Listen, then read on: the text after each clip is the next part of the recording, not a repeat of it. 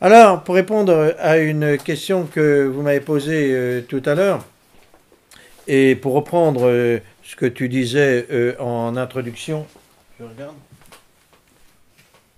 5 minutes. Pour reprendre ce que je disais en introduction, qu'est-ce qui est en train de se passer à l'heure actuelle?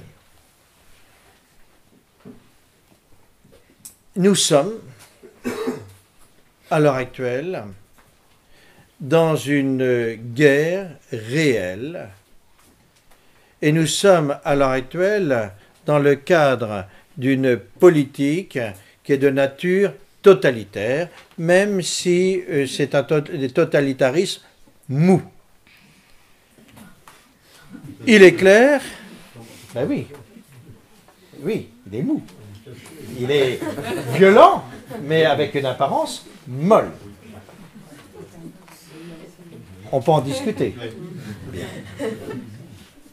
Et à l'heure actuelle, il s'agit bien de briser le monde ancien, de couper toute liaison qu'il y a avec le christianisme. C'est un système pernicieux. Et c'est en cela qu'il est brutal. Et c'est un système pernicieux parce qu'il est en train de cibler tout ce qui fait l'essence des hommes, l'essence des communautés et l'essence de la nation. Et ces trois combats sont menés de front. Ils sont, je dirais presque, imperceptibles. Et je vais vous prendre un exemple précis qui vient de nous arriver et dont vous avez entendu parler par Radio Courtoisie, et je réponds à la question qu'on m'a posée tout à l'heure. Pour comprendre la Vendée, il n'y avait pas d'autre solution que de travailler sur ce qu'on appelle un carottage, c'est-à-dire l'étude d'une communauté donnée. Ce carottage a été mon village natal, La Chapelle-Basse-Mer. Ce village a été créé au XIe siècle dans le cadre du défrichement. Nous sommes en Bretagne, sur la frontière brito-française, mais du côté breton. C'est le seigneur Bassemarus qui offre sa terre aux moines de Marmoutier, qui vont venir et implanter une chapelle à partir d'une relique majeure, un morceau du voile de la Vierge, d'où le nom de ce village, Chapelle-Basse-Mer.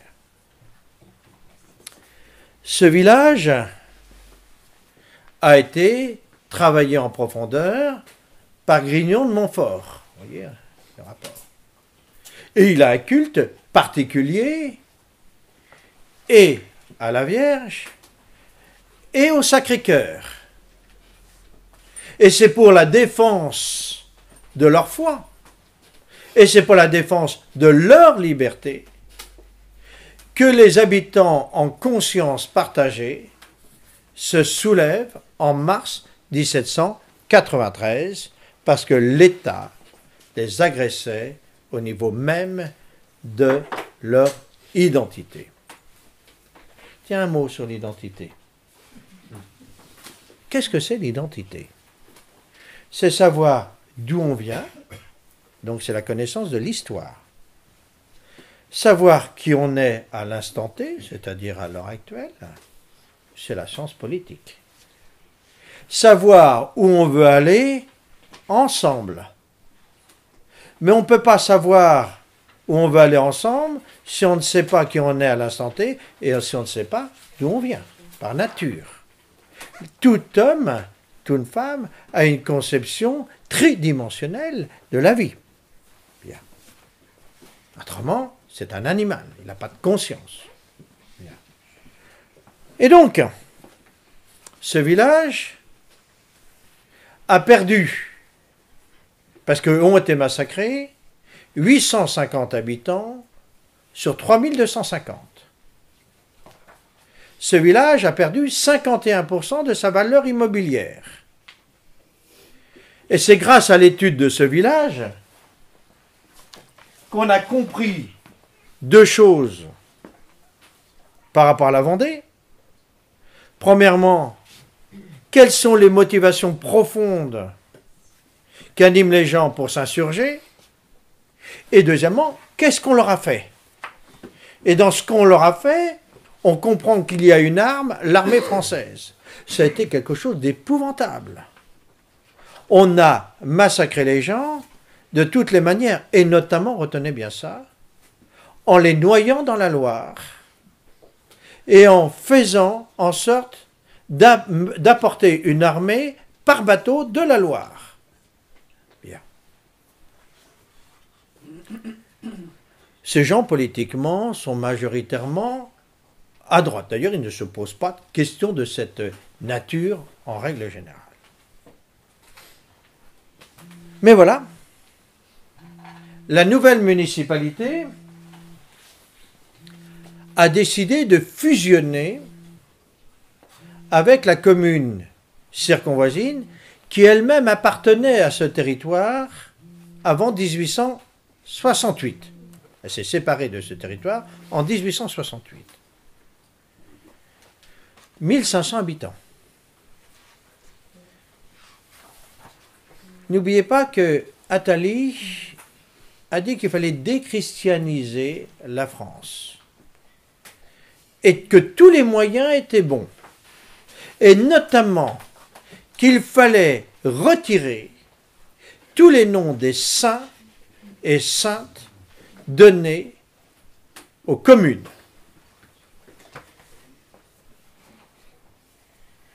L'identité de ce village est une identité religieuse, chapelle, mais aussi historique.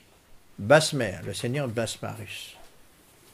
Et là, on décide de supprimer le nom arbitrairement en disant « Moi, maire, je décide d'arracher ce nom. » Et deuxièmement, de lui donner un nouveau nom.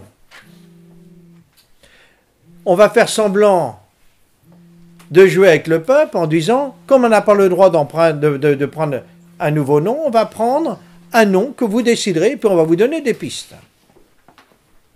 Et on va lui donner un nom assez étrange, Divat-sur-Loire. Divat, c'est le nom d'une petite rivière qui est morte, c'est-à-dire qui est sans eau, 6 mois sur 12. Et on va lui donner l'autre partie de nom, Loire. C'est-à-dire le nom du fleuve qui a servi comme arme pour exterminer la population. Quand les gens ont vu ça, ils ont bien entendu réagi en disant « Mais attendez, qu'est-ce que c'est que cette histoire? Pourquoi est-ce qu'on nous arrache notre identité sans nous concerter et qu'on nous projette vers un double nom mortifère ?» Or, bien entendu, ils se sont débattus. Ils sont venus voir les gens qui pouvaient les porter, dont moi, en disant « Aidez-nous !» Donc on s'est dit tout naturellement, on va faire une pétition. 1000 noms, 1000 signatures en 5 semaines, portées au préfet. Et la semaine dernière, on a fait une émission que vous pouvez voir. Comment c'est, Arnaud? Réinformation TV. Hein, Chapelle Basse-Mer, Mémoricide. Et donc, là, eh bien, arbitrairement, les maires des deux communes et les conseillers municipaux ont voté ce nouveau nom. C'est pour cela que ce combat, à l'heure actuelle, est à prendre au sérieux. On est dans un système totalitaire qui a décidé d'arracher tous les symboles, quels qu'ils soient, surtout s'ils sont religieux. Et c'est pour ça que on arrache l'histoire, comme on arrache l'histoire à l'heure actuelle, de l'enseignement. Et c'est pour ça, je voyais dans le musée qu'on est allé voir tout à l'heure, la laïcisation de l'espace. Et au nom de la laïcisation de l'espace, on est en train d'arracher tout ce qui est expression religieuse, c'est-à-dire croix, calvaire, statue, etc. Et que, bien entendu, sont programmées la destruction de centaines, de milliers d'églises ou d'édifices religieux, que ce soit des chapelles ou autres. Et c'est pour ça qu'il faut avoir vraiment cette conscience que nous sommes en plein combat, et c'est pour ça qu'il faut prendre les armes et se défendre. Mais faut-il encore avoir conscience de ce qui est en train de se faire? Et là encore, ce que je remarque, pour revenir au Sacré-Cœur, puisque je vois ici des symboles de la manif pour tous, c'est que le Sacré-Cœur a été très présent au niveau des manifestations. Vous me direz, c'est facile, puisque c'est le symbole de la Vendée. Alors la Vendée est en train, d'ailleurs je répète que c'est toujours, que c'est le seul département français qui est comme drapeau un symbole religieux, et pas des moindres. Et ce symbole, on l'a retrouvé effectivement au niveau de la manif pour tout. Et ce symbole est en train d'être à l'heure actuelle arboré par un certain nombre de militants, et je pense que le symbole du Sacré-Cœur va devenir de nouveau un symbole qui va exprimer le choix que les gens ont fait en conscience, partagé de nouveau, de se battre. Donc voilà ce que je voulais vous dire. J'ai promis de répondre à vos questions, donc je vais le faire. Si vous avez des questions sur Marguerite Marie, vous me les posez dans un premier temps, et après j'essaierai de répondre aux autres questions.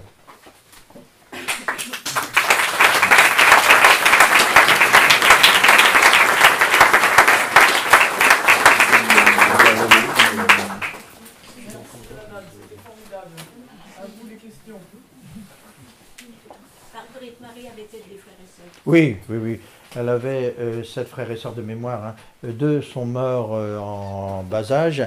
Et en fait, elle a été, Marguerite Marie, je vous ai expliqué la loi. C'est pas le bon mot, hein, mais retenons ce concept. La loi faisait qu'on avait la majorité sous l'Ancien Régime à 20 ans. Après, c'est devenu 21 ans. Et de nos jours, c'est 18 ans. Bon. Et en fait, c'est lorsque son fils, qui n'est pas l'aîné d'ailleurs, a eu 20 ans, qu'il a pu éloigner son oncle et sa tante. Hein. Ah non, c'est... bon, je ne me suis pas trop appesanti, mais elle a souffert vraiment énormément, Marguerite Marie, au niveau familial, et parce que son oncle et sa tante ont été d'une méchanceté à leur égard indicible. C'est vraiment atroce ce qu'elle a vécu. Hein. Hein? Oui. Monsieur, quand vous dites que la piété était christocentrée, Oui. Par rapport à une époque qu'il oubliait, est-ce que vous faites allusion au jansénisme? Oui, absolument. Hein? Alors, je ne suis pas entré dans le détail. Oui, oui, c'est le jansénisme qui, justement, déconcentre, comment dire, la religion par rapport au Christ pour la mettre sur Dieu le Père. Hein, et qui est en train de se répandre. Hein, c'est toute cette philosophie qui est extrêmement dure, je dirais presque brutale. Et le message de Marguerite Marie permet justement de revenir sur le Christ. Oui, c'est bien cela. Dis donc, bravo. Autre question? Alors, autre question maintenant sur la Vendée qu'on m'a posée tout à l'heure. J'avais une dernière question sur Sainte Marguerite Marie. Pour tout ce qui est diffusion, donc elle a fait des écrits. Elle a, alors, comment dire, elle a écrit son aventure, mais qui sont restés confidentiels. Hein. Et d'ailleurs, il me semble que c'est toujours le monastère qui les a. Il me semble. Hein. Il me semble. D'accord, enfin, ils n'ont pas du tout été publiés. Alors, partiellement en tout cas oui, totalement je ne sais pas. Et c'est pas les jésuites qui ont repris les écrits, qui ont diffusé aussi, parce que ils avaient quand même une place importante au niveau du royaume de France à ce moment-là. Qui là, j'ai pas Les entendu. jésuites. Ah, les jésuites. Ah On a oui. vu qu'ils étaient quand même censés. Oui, alors je ne sais pas le rôle qu'ont joué les jésuites dans la diffusion du message, puisque la Combière est effectivement un jésuite, mais l'impression que j'ai, c'est qu'il était assez isolé, parce qu'il a eu pas mal de problèmes personnels, etc. Alors je ne sais pas, je ne suis pas un spécialiste des jésuites, je ne sais pas le rôle qu'a joué les jésuites dans la diffusion du message de Marguerite Marie. Mais ce que je sais par contre, c'est que les Visitandines ont joué le rôle principal et après ça a été tout le relais que je vous ai dit. Parce qu'il y a quand même il y a eu une petite révolution dans ce sens-là, vu que les jansénistes aussi avançaient du coup sur les jésuites. Oui. À ce moment-là, au niveau du gouvernement. Ah oui, il y a un combat d'une violence extrême. Il y a un combat du fait aussi que la reine a repris justement cette dévotion au Sacré-Cœur très importante. Alors, oui. Alors. En fait, contre les jésuites. Ok. Alors. Il y a une forme d'histoire là. C'est quelque chose, effectivement, j'ai oublié. Je vais rebondir là-dessus. Entre autres, un des messages du Christ a été à demander que l'on arbore le Sacré-Cœur sur les armes de France. Bien. Je vais retenir 3 histoires liées à cela. La première, c'est bien entendu, nous sommes sous le règne de Louis XIV. Est-ce que Louis XIV a été au courant de cette demande ? Rien n'est sûr en la matière, on ne peut pas le dire. Par contre, ce qui est sûr, c'est que Louis XVI l'ait été. Et d'ailleurs, c'est si vrai que Louis XVI s'est consacré et a consacré le royaume de France lorsqu'il était enfermé. Quelques jours, semble-t-il, avant son exécution. Et puis, troisièmement, ce qu'on oublie toujours, c'est Loublande. Alors, qu'est-ce que c'est Loublande ? Alors, Loublande, c'est une commune qui se trouve pas loin de Cholet. Et là, vous avez une simple femme, Claire Ferchaud, qui reçoit elle-même des messages, et entre autres la répétition comme quoi il faut que la France arbore sur son drapeau bleu, blanc, rouge le Sacré-Cœur. Alors Claire Ferchaud ne sait pas ce qu'elle peut faire de ce message, mais comme il est insistant, elle va prendre rendez-vous avec le président de la République, elle va être reçue par le président de la République et elle va lui transmettre son message. Et le président de la République, Poincaré, ne va pas retenir. Elle a fait un rapport précis de l'entrevue et ça n'a pas eu de conséquences. Et un mot sur le drapeau tricolore. Je rappelle, parce qu'on ne le sait pas trop, que le drapeau tricolore est un drapeau royal. Ce sont les 3 couleurs du roi. Puisque le blanc c'est le commandement personnel, le rouge c'est le commandement de la marine et le bleu, en fait c'était le violet, c'est le commandement de l'armée de terre. Alors là aussi le bleu c'est lié à la chape de Saint-Martin qui est une chape violette. Vous savez que Saint-Martin, on a du mal à comprendre cela. Pourquoi Saint-Martin ne donne que la moitié de son manteau ? Il ne peut pas donner son manteau intégralement pour la simple raison, c'est qu'il n'est pas propriétaire de l'intégralité de son vêtement militaire. Il n'en paye que la moitié. Donc il ne peut donner que ce qui lui appartient et c'est pour ça qu'il n'en donne que la moitié à ce pauvre. Et cette relique a une histoire assez surprenante. Elle a été recueillie par les rois mérovingiens Kappa, donc pensons du manteau Kappa, et on va le mettre dans une boîte, et par extrapolation, Capellia, là où on a déposé la chape, et puis on va construire autour des murs, par extrapolation, Capellia, chapelle, là où on dépose une relique. Voilà, c'est ça l'origine à la fois de la troisième couleur, mais aussi du mot chapelle. C'est lié à la chape de Saint-Martin. Autre question? Donc, on va pour la Vendée. Donc, alors, évidemment, c'est toujours le thème qu'on me sollicite. Bon, deux choses. À l'heure actuelle, on maîtrise parfaitement ce qui s'est passé en Vendée. Ça y est, c'est acquis. C'est acté. Tout à l'heure, j'ai commencé à vous dire que jusqu'à une période récente, on ne savait pas ce qui s'était passé en Vendée. À l'heure actuelle, grâce à la découverte de l'intégralité du dossier sur la Vendée, qui était au sein des archives nationales, nous savons que ce crime a été conçu au plus haut niveau de l'État, que le comité de salut public avait bien en tête l'élimination systématique de toute la Vendée. Et s'il avait réussi, l'élimination systématique de tous les chrétiens en France. On les tue non pas pour ce qu'ils ont fait, mais pour ce qu'ils sont. On a retrouvé absolument tous les plans. 4 plans d'extermination, etc. Tout ça, c'est acté. On a tous les chiffres. Vous avez tout à l'intérieur de ce livre, le génocide franco-français, la Vendée vengée, et le grand problème qui restait à traiter, c'était le problème de la mémoire.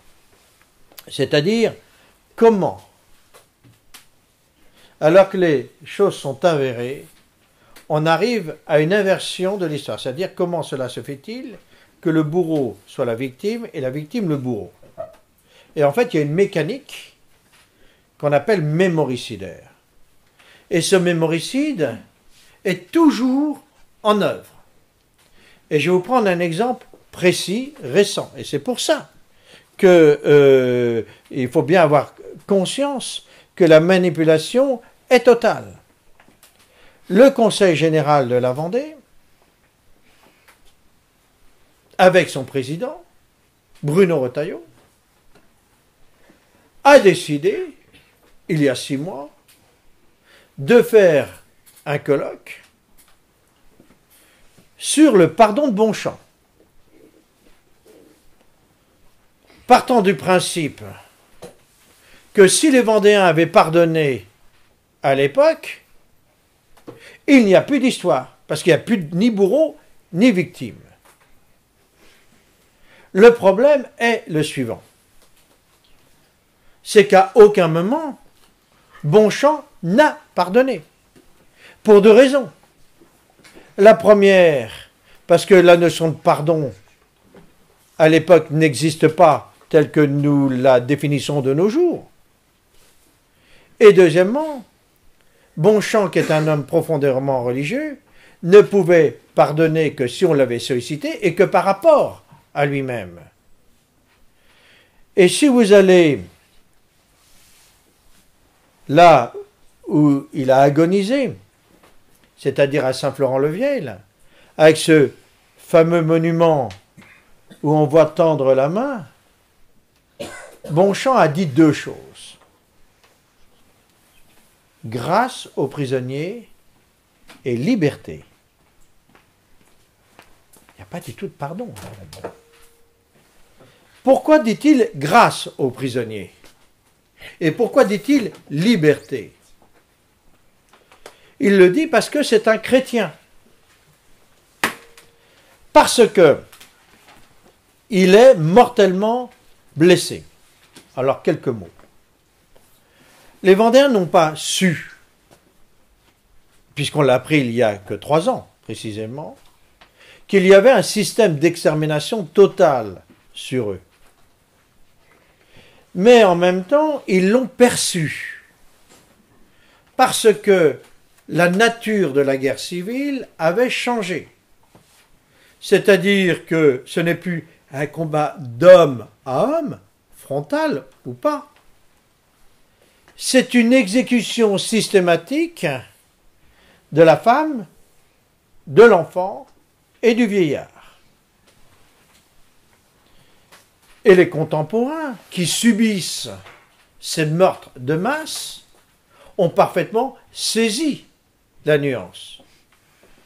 Et pour échapper à cet enfer, ils décident de traverser la Loire à Saint-Florent-le-Viel le 17 et 18 octobre 1793, toujours avec leur Sacré-Cœur. Mais en franchissant la Loire, il y a deux problèmes. Premièrement, le général en chef, Bonchamp, est mortellement blessé. Il va mourir, et il le sait, dans les minutes qui vont suivre. Et deuxièmement, l'armée vendéenne a 5000 bleus prisonniers. Ce sont des monstres. Ce sont des gens qui ont massacré en masse des femmes, des enfants et des vieillards. Aucune pitié à attendre d'eux. Sauf que Bonchamp est chrétien. Et il sait que lorsqu'il va se retrouver devant le patron va lui dire « Tu es responsable et coupable du massacre des 5000 ». Excusez-moi, mon père, de parler de Dieu en tant que patron. Bien. Il va être responsable et coupable de l'exécution des 5000 personnes. Donc il n'est pas question qu'il, volontairement, décide d'aller en enfer. Ce n'est pas possible. Et c'est pour ça qu'il dit « Je ne veux pas être responsable et coupable. C'est pour ça que je vous demande de gracier et de libérer. » Et le deuxième message qu'il dit, qui est un message sublime, merveilleux, profondément chrétien. Je ne veux pas être ce que les autres veulent que je sois, c'est-à-dire un monstre. Je ne veux pas tuer mon prochain parce que c'est mon ennemi. Parce que si je tue mon prochain, eh bien, mon prochain me tuera et c'est l'escalade de l'horreur. Et c'est en conscience personnelle, puis partagée, véhiculée par tous les Vendéens présents, qu'il fait ce choix. Et lorsqu'on dit que Bonchamp a pardonné, c'est uniquement pour manipuler l'histoire. Plus d'histoire, plus de mémoire, plus d'actes, plus de bourreaux. Et ce qui est terrible dans le cas de la chapelle Basse-Mer, en lui supprimant son nom à la chapelle Basse-Mer, mais il n'y a plus d'histoire.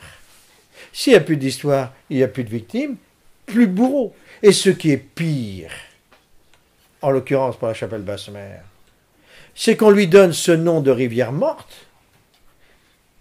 Donc, par nature, c'est un message mortifère. Et deuxièmement, qu'on honore, et c'est le syndrome de Stockholm, l'arme des bourreaux. C'est terrible pour ce village.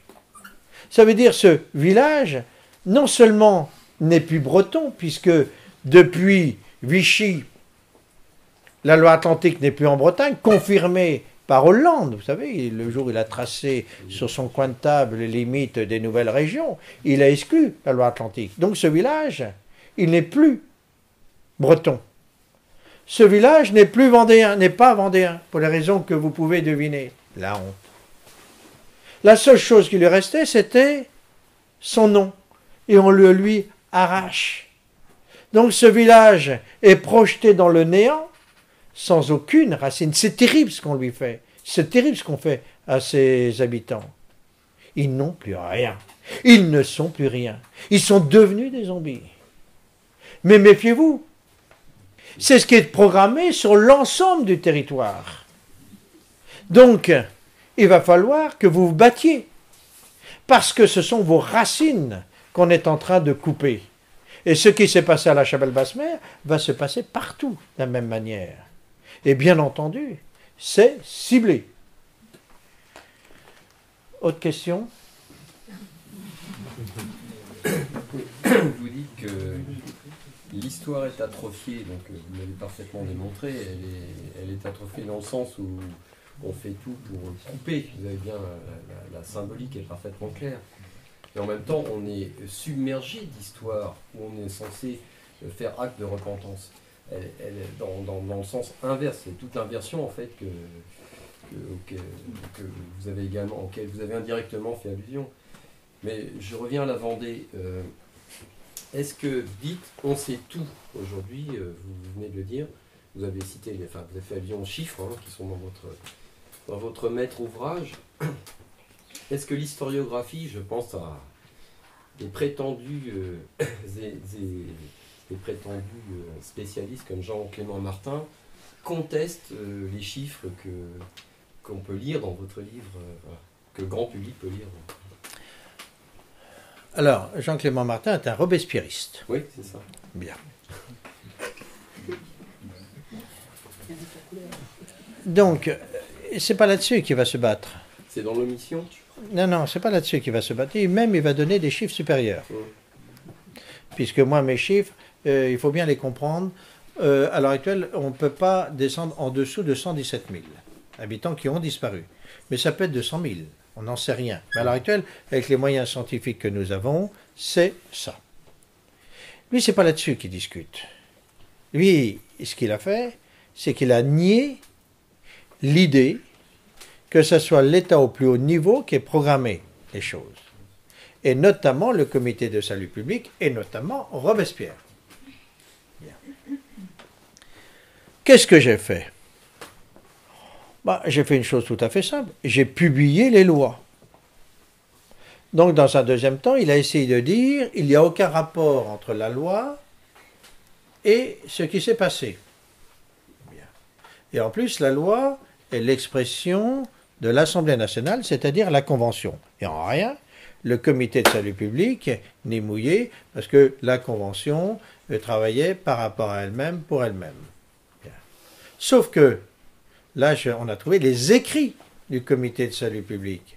Et on s'est rendu compte que la Chambre, contrairement à ce qu'ont dit les marxistes, n'est pas du tout, est une chambre godillot. Elle ne fait qu'obéir aux ordres du comité de salut public. Voilà. Donc l'histoire, elle est tranchée. Mais on peut aller beaucoup plus loin. À l'heure actuelle, je suis en train de préparer un livre pour démontrer que la terreur est l'ADN de la Révolution française. Si vous avez des données là-dessus, n'hésitez pas à me les communiquer et à me les communiquer. C'est-à-dire que la Révolution française, il faut vraiment avoir ça en tête, c'est, la rupture qui se veut définitive avec le monde ancien. Vous savez, la nuit du 4 août, pour moi, c'est vraiment la nuit fracture. Et l'ennemi, c'est vraiment le christianisme. C'est l'ennemi à abattre. Et la laïcisation, c'est une nouvelle forme d'arme. C'est un nouveau discours dont l'objectif est celui-ci. Il ne faut pas s'illusionner là-dessus. Et c'est pour ça, lorsque tu dis, Stéphanie, que nous sommes en combat, nous sommes en combat. C'est une guerre totale à l'heure actuelle. J'ai répondu à votre question? Oui. Ouais. Autre question? Oui. Je voulais savoir si le plan d'extermination qui est planifié, qui est quasi scientifique, ça a été aussi mis en place pour d'autres territoires, comme la Mayenne, le Pays Gallo, le confins de la Bretagne. Alors, nous maîtrisons parfaitement la situation pour la Vendée. Vous savez, quand on est historien, on n'a pas la science infuse. Et quand on est dans des espaces non explorés, on avance comme on peut. Et j'y suis vraiment allé scientifiquement, doucement, me remettant en question, etc. Et j'avais remarqué qu'il y avait un plan d'extermination indiscutable, c'est celui de Turot, qu'on connaît tous. Janvier 94, 13 mai 94. Mais en fait, il n'y a pas un plan d'extermination, mais 4. Mais ce n'est pas l'objet de la conférence d'aujourd'hui. Mais comme j'avais promis de répondre, je réponds. Il y a 4 plans d'extermination, et l'extermination de la Vendée et l'anéantissement, parce que ce sont deux choses, ça ne dure pas 4 mois, contrairement à ce que j'avais dit, mais 1 an et demi. Bon. Ça, c'est la réponse pour la Vendée. Est-ce qu'il existe un plan général d'extermination des chrétiens en France à partir de 1792? Surtout avec la chouannerie. Oui. Alors, scientifiquement, je ne peux pas répondre à l'heure actuelle puisque je n'ai pas encore rédigé ce que je dois faire. Bon. Mais à l'heure actuelle, je suppute que oui. Parce que ce que nous retrouvons en Vendée, on le retrouve de d'autres manières ailleurs. D'une manière systématique et à des horizons extrêmement éloignés. Je prends un exemple que je racontais hier soir. L'histoire de Bédouin, à côté de... Je n'ai pas entendu. C'est en bonne humeur. Oui, absolument. Ce village, c'est un village de paysans. Il y a un arbre de la liberté de planter. Puis un matin, il est coupé. Je sais d'ailleurs qu'ici, un certain nombre en ont coupé en 1989. C'est ce qui s'est passé à l'époque. Le représentant en mission, qui est député, ne jamais oublier ça, arrive avec des hommes armés, demande au maire qui a coupé l'arbre. Sur quoi le maire répond, j'en sais rien, voire plus. Le représentant en mission, député, ne se satisfait pas de la réponse. Il fait réunir sur la place centrale tous les habitants. Il va tous les exécuter. Et ensuite, il va raser l'habitat. Et ensuite, il va diviser la commune, le territoire communal, qu'il va redistribuer aux communes circonvoisines. C'est un système d'extermination totale. Ce n'est pas, contrairement à ce qu'on dit, un dérapage. Lyon n'est pas du tout étudié sous cet angle-là. On sait qu'à Lyon, il y a eu des atrocités. On sait tout ça. Mais sous cet angle-là, de réflexion scientifique, rigoureuse, d'élimination de masse, non pas pour ce que les gens ont fait, mais pour ce qu'ils sont, c'est pas du tout étudié. Ce qui s'est passé en Bretagne ou en Mayenne, etc., n'est pas étudié sous cet angle-là. Ça veut dire, vous qui êtes chercheur en histoire, lorsqu'on monte sur la table de la réflexion scientifique, l'horizon change. Et bien entendu, quand l'horizon change, parce que la problématique change, ben, la connaissance est autre. Et le raisonnement est autre. Et les conclusions sont autres.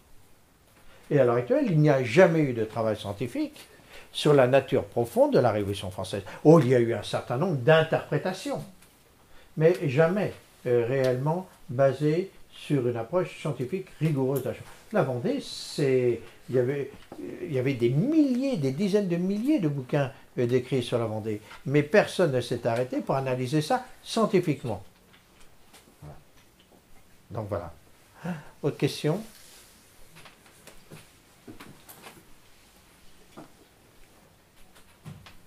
Moi, ce qui me surprend, c'est que vous dites qu'il programmait d'éliminer tous les chrétiens. Le problème, c'est qu'à cette époque-là, tout le monde était chrétien quasiment. Alors, oui, vous avez raison. Sauf que, vous savez, je reprends l'expression de Jean-Pierre Leroc, le fondateur des Mousquetaires. Il disait toujours, puisqu'il est mort il y a quelques années, dans le monde, il y a 3 catégories d'individus. Ceux qui ne pensent pas. 30%. 33%. Ce qu'on appelle le marais. Ceux qui n'osent pas penser. Il utilise un autre vocabulaire. Hein. Ceux qui n'osent pas penser. Et puis ceux qui pensent. 30, 30, 30, 33, 33, 33. D'ailleurs, il y a un film qui est très intéressant pour ça, qui révèle parfaitement ça, c'est Le Cercle des Poètes Disparus. Vous savez, quand le professeur fait monter ses élèves sur la table. Moi, je le faisais avant de voir le film. J'ai arrêté parce qu'on m'aurait dit que je copiais comment dire, le film. C'est très intéressant. Et ça, s'il y a des enseignants ici, faites l'expérience. Vous mettez vos élèves devant leur chaise et vous leur dites montez sur la table. Et vous verrez celui qui est incapable psychologiquement de lever le pied. Deuxième, celui qui a envie, qui va le faire, mais qui va s'arrêter au banc ou à la chaise. Et puis celui qui spontanément va aller plus haut que la table. Bon. La société, c'est ça. Ça veut dire que dès que les mesures de déchristianisation arrivent, les chiffres sont là. C'est-à-dire le tiers. Vous savez, une révolution de la nature de la Révolution française a été faite par une extrême minorité. La révolution qui a été faite dans le monde soviétique par une extrême petite minorité. La révolution faite dans le national-socialisme par une extrême petite minorité, etc. C'est toujours l'extrême petite minorité qui le fait, c'est le tiers. Bon. Puis les autres, dans le village, là, les gens, là, demain, ils vont découvrir qu'ils ont changé de nom en voyant le nouveau nom sur la pancarte comment dire, de la commune. Ils ne vont pas comprendre ce qui est arrivé. Et ils n'ont pas compris, c'est parce qu'ils n'ont pas compris qu'on en est arrivé là, et qu'ils se sont laissés faire, et qu'ils ont fait confiance à leurs élites. C'est comme les élèves qui ont une confiance aveugle en leur maître. Et le maître, il fait tout ce qu'il veut de ses élèves. Tout ce qu'il veut, y compris l'impensable, l'indicible. Mais parce que l'élève ne peut pas imaginer qu'on puisse lui mentir, le tromper, le manipuler, etc., etc. Parce que c'est quelque chose d'impensable. Et quand on voit la manière dont on sélectionne les profs et comment on les sélectionne, on parlait tout à l'heure avec un ancien professeur d'université de Montpellier, hein, quand on sait ça, vous ne pouvez pas passer à travers le maillage. Si vous n'êtes pas de gauche ou une carte de truc, vous avez très peu de chances dans les sciences molles d'être prof à l'heure actuelle. C'est quasiment impossible. Bon. Dans le monde journalistique, pareil, etc. etc. Hein, dans le monde politique aussi. Bon. Donc voilà. Donc à l'époque, c'est la même chose.